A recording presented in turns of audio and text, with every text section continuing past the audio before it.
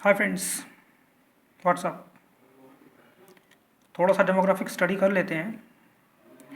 Demographic study में यानी जनसंख्या अध्ययन में आप सब लोग जानते हैं सेक्स रेशियो होता है, इन्फेंट मोर्टेलिटी रेट होती है, बर्थ रेट होती है, डेथ रेट होती है, डेमोग्राफिक ट्रांजिशन होता है और इनके पैटर्न्स चेक किए जाते हैं, देखे जाते हैं। तो परीक्षा की दृष्टि से ये छोटी मोटी परीक्षाओं के लिए तो इम्पोर्टेंट है।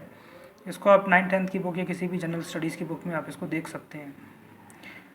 अब हम यहाँ पे जो चर्चा करने वाले हैं वो 3 इंपॉर्टेंट मेन पॉइंट्स हैं जो कि मुख्य परीक्षाओं में पूछे जाते हैं और इंटरव्यू के लिए भी काफ़ी इंपॉर्टेंट हैं। उसमें life table, net reproduction rate और ग्रॉस फर्टिलिटी रेट, ये 3 ऐसे इंडिकेटर्स हैं जो कि मुख्य परीक्षाओं में या मेन अच्छे एग्ज़ाम्स में पूछे जा सकते हैं। सबसे पहले हम बात करते हैं फर्टिलिटी रेट की। फर्टिलिटी रेट क्या है, जिसको हम बोलते हैं gross fertility rate.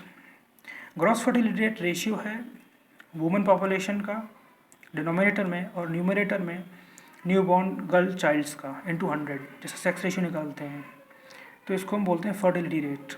Fertility rate is equal to number of born girl childs upon women population into 100। तो फर्टिलिटी रेट अपने यहाँ इंडिया में ज़्यादा है, आप जानते हैं। हमारे यहाँ फर्टिलिटी रेट वुमेन की और मैन दोनों की अधिक है और वुमेन की मोर्टेलिटी रेट अधिक है, मैन की कम है, इसलिए सेक्स रेशियो हमारा एडवर्स है। और फीमेल फर्टिसाइड भी इसका एक कारण है जो हमारा सेक्स रेशियो एडवर्स है। फीमेल फर्टिसाइड कह लीजिए या सेक्स डिस्क्रिमिनेशन कह लीजिए, कुछ भी कह सकते हैं आप। इसके बाद जो नेक्स्ट है वो नेट रिप्रोडक्शन रेट है। नेट रिप्रोडक्शन रेट ये बताता है कि नंबर ऑफ वुमेन डिनोमिनेटर में और न्यूमरेटर में नंबर ऑफ वुमेन भी रहेगा, लेकिन इसमें डिफरेंस ये है, ये फर्टिलिटी रेट की तरह ही है, लेकिन रिप्रोडक्शन रेट में हम मोर्टेलिटी को एडजस्ट करते हैं। यानी जो महिलाएं माँ बन सकती हैं लेकिन उनकी मृत्यु हो गई है या वो किसी समय से कारणवश माँ नहीं बन पाई, तो उसको हम एडजस्ट करते हैं। तो ये इंटीग्रेट फॉर्म में है, समाकलन के फॉर्म में। कभी मैं आपको इसको अलग से समझाऊंगा।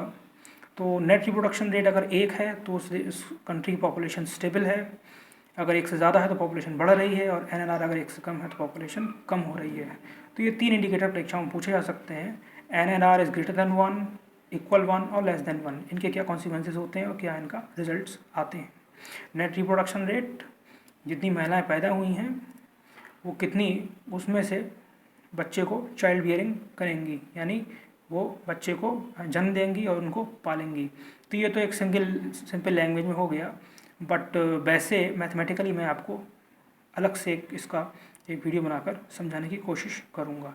तो NRR यानी नेट रिप्रोडक्शन रेट और ग्रॉस फर्टिलिटी रेट ये हो गया। तीसरा है लाइफ टेबल। लाइफ टेबल इन दोनों के उससे बनता है कॉम्बिनेशन से, और लाइफ टेबल में हम किसी की भी बना सकते हैं, उसमें पूरा अध्ययन करते हैं। इंश्योरेंस सेक्टर में इसका इस्तेमाल होता है। इसमें मोर्टेलिटी भी होती है, सर्वाइवल रेट भी होती है, डेथ रेट भी होती है, सभी चीज़ें होती हैं। 7-8 इंडिकेटर होते हैं। इसके बारे में भी विस्तार से चर्चा करूँगा।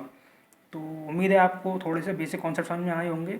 और जब भी मैं आपको ये डेमोग्राफिक डिविडेंड का या जो भी कुछ का लेक्चर दूंगा तो आप पहले से थोड़ा सा पॉपुलेशन पढ़ के रखें, क्योंकि ये काफ़ी कॉम्प्लेक्स विषय है, इसको समझना थोड़ा सा मुश्किल पड़ेगा एकदम। ओके, अगर आपको मेरा वीडियो अच्छा लगा तो लाइक कीजिए, मेरे चैनल को सब्सक्राइब कीजिए और अपनी क्वेरीज़ को भेजिए। तब तक के लिए बाय।